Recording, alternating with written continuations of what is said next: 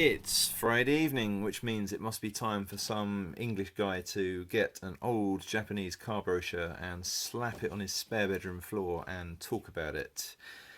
Yes, I'm using a script sort of thing this time, so forgive me if I start to speak really slowly in a sort of staccato kind of way. It's the Honda Vigor.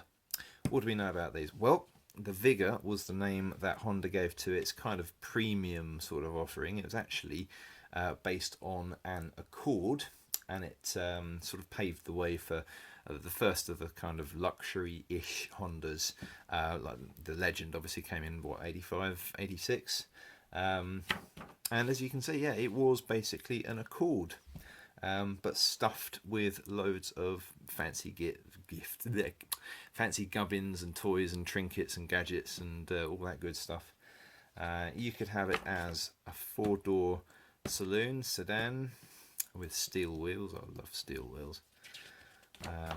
Or the three-door hatchback.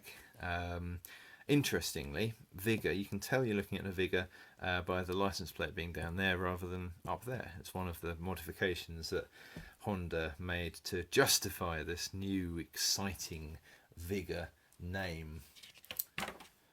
They were not sold through the normal Honda channels. They had two different lines. They had the Honda Clio dealerships that sold you just generic normal little hatchbacks and things like that, and then you had the Honda Verno dealerships, which is where all the posh stuff came from. Obviously you can tell more that you're looking at something special once you get inside. It all looks much like the ordinary Accord, but when you look a little bit closer you get this richer interior. It could be a lot more colourful as well in shades, including this remarkable combination that reminds me of bleeding gums or rare steak or some other sort of meat-based metaphor. This particular big picture is of the hatchback. Notice the big hole in the sidewall where the saloon or sedan model would have had a window winder mechanism rather than this enormous pop-out glass panel that they would have on the hatchback. Big sort of mysterious panel of information here. I like this one, hot information. Now you see, now this is where it properly turns into the Vigor behind the wheel. Let's have a look at some of the good bits. I was hoping for a bit more insanity in the stereo design. It's all a little bit sort of regular DIN style, DIN shaped stereo. This one's the Pioneer model, which seemed to be pretty much across the range. You could also, on the base model, which they called MG for some reason, you could have like a slimline half or third DIN size AM only item, which seems a little bit strange compared to everything else. All models had the cruise control. You had the cruise buttons on the wheel or behind the wheel, and this enormous master switch down here, right next to the cigarette lighter for some strange reason. And every model also had this, what they call Electronic Navigator, which is a fancy name for a trip computer as far as I can see. It doesn't actually do you any navigating at all. It just tells you all kinds of fuel use statistics, the time, average speed, that kind of thing. But it doesn't actually tell you where you're going.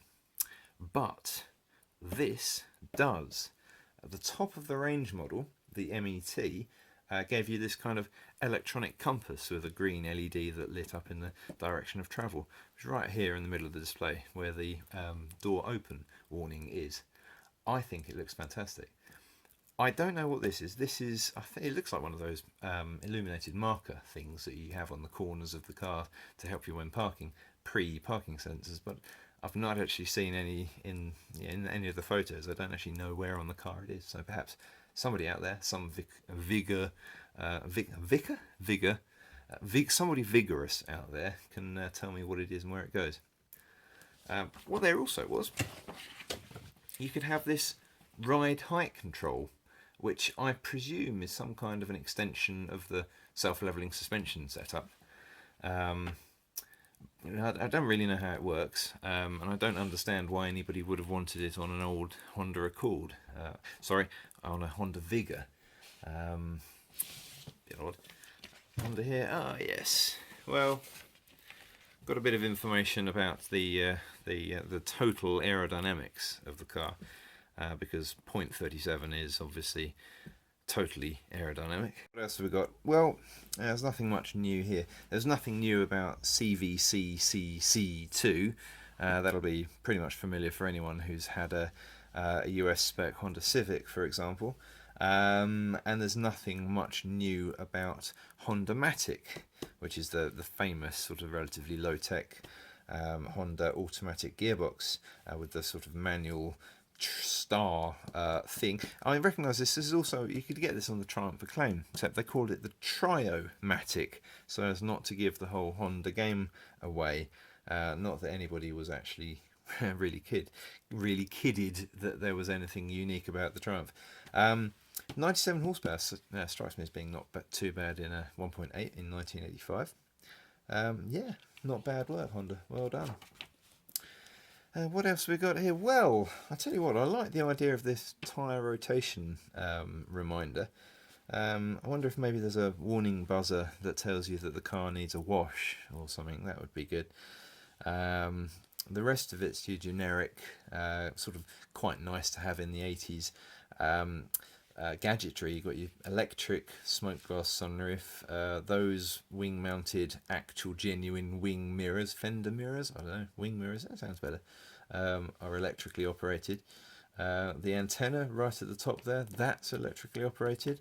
The windows, natch, are electrically operated. It's what you'd expect in a Japanese car, really. Yeah, gadgetry. There's the Navigator thingo. Mud flaps, yeah, we've got a lovely mud flaps. And let's just salivate together over the rest of these images. That was the top of the range saloon, sedan, the MER, and that was your top of the range Vigor hatchback, the MET. There's your electronic digital, let's call it digital, benefit the doubt, compass, and that's your steak flavour interior. Love it.